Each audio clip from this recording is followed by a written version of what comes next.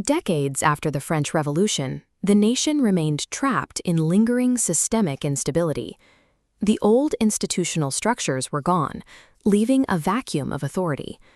The rapid expansion of industrialization compounded this problem. Millions migrated into densely packed urban centers and factory floors, creating an underlying fear of social anarchy. Auguste Comte attempted to resolve this tension. He believed Enlightenment ideals could restore stability, but his broad philosophical approach failed to prevent the ongoing social chaos. Émile Durkheim stepped in as his successor. He retained the Enlightenment's emphasis on the scientific method, but applied it strictly to the mechanical functioning of social order. Durkheim's project avoided abstract philosophy entirely. It was an urgent, clinical attempt to diagnose and engineer the exact binding mechanisms that prevent a society from collapsing. The standard, pre-sociological assumption was that human society is a loose collection of autonomous individuals making independent psychological choices. Modeling this outdated framework shows a single isolated node suspended in a void. But Durkheim recognized this node is actually deeply embedded within a dense, interconnected network of thousands of others. Here, the individual is highly vulnerable to directional pressure exerted by the wider network. To understand human action, analysis must shift away from individual psychology. Researchers must explicitly examine the invisible architectural forces coercing the individual from the outside.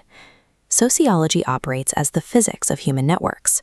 It measures the external pressures that dictate human behavior, regardless of individual will. In 1885, Durkheim published The Rules of Sociological Method, giving the new discipline its strict unit of measurement, the social fact. A social fact must meet two rigid criteria. First, it must exist entirely external to the individual. Second, it must be actively coercive, forcing compliance and penalizing those who resist. Looking at this diagram, we can visualize the first of two distinct categories: material social facts. These represent tangible constraints. Formal law, state bureaucracy, and institutional architecture operate as rigid barriers restricting behavior. The second, far more powerful category consists of non-material social facts. These form an invisible, permeating field. They consist of culture, morality, and social institutions that silently apply pressure to the nodes within them. Tracking and analyzing these pervasive non-material forces became the primary focus of almost all of Durkheim's methodology. Individual choice in this framework operates as a localized reaction to the specific combination of material and non-material facts surrounding a given node. To prove the validity of this model, Durkheim needed to analyze an act universally considered entirely personal, isolated, and psychological. His 1897 empirical study, Suicide, served as the ultimate stress test for the social fact. This grid maps his precise methodology. He divided statistical data across discrete quadrants representing different regions, countries, and social categories. He then tracked the statistical variations in the rates of suicide across these groups. His deductive logic was simple. If the act were purely individual, the data would present a random, chaotic distribution. Instead, the data snapped to highly stable structures. The variations in suicide rates perfectly correlated with the boundaries separating the different social categories. The core scientific finding revealed that the rates fluctuated strictly due to variations within the macro-level social facts of those specific groups, not individual differences. If macro-level forces dictate the most extreme human actions, then social facts are the primary drivers of all behavior. Having proven the effect of social facts on the individual, Durkheim applied the framework to the survival mechanisms of the entire network. His 1893 work, The Division of Labor in Society, sought to identify the binding glue preventing the system from shattering. He established a structural baseline using nascent early societies. These formed a dense, uniform cluster of identical nodes. The integration mechanism holding this era together was the collective conscience. This collective conscience stabilized the network through a strictly enforced shared moral and cultural basis. The transition to an advanced industrial society dismantled this uniformity. The network separated into vastly different, highly specialized roles. As a result, the old moral glue fractured.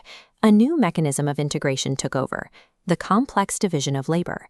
Advanced societies maintain cohesion purely through interconnectivity. Members rely entirely on the specialized labor of others to survive. This functional interdependence is highly fragile.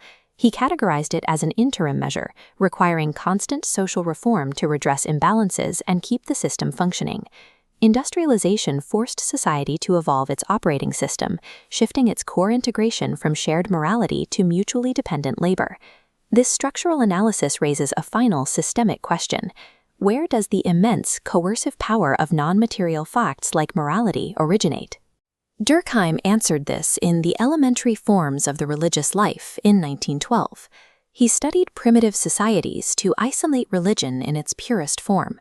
This diagram shows the traditional assumption of moral authority, power descending from an external, divine source above the network. Durkheim proposed a radical inversion. The power originates from the network itself. Energy flows inward, concentrating into a sacred core generated by the group. Society itself is the basis for religion. The sacred is the network worshipping its own collective power and using that authority to coerce internal compliance. This insight informed Durkheim's political stance on the status quo. Because the societal framework generates this sacred order, it must be carefully ameliorated through reform, never violently overthrown. The network generates its own sacred authority to enforce order and guarantee its continuous survival. Durkheim took the abstract fear of anarchy following the French Revolution and replaced it with a mathematically and empirically measurable framework. In 1898, he institutionalized this logic by founding the scholarly journal L'Année sociologique. The journal mobilized his theories, attracting a massive wave of disciples who embedded the Durkheimian brand into mainstream academia. By the beginning of the 20th century, his methodology had permanently taken root. Durkheim achieved what his predecessors could not. He elevated the study of human order from philosophy to a distinctive, widely accepted scientific discipline.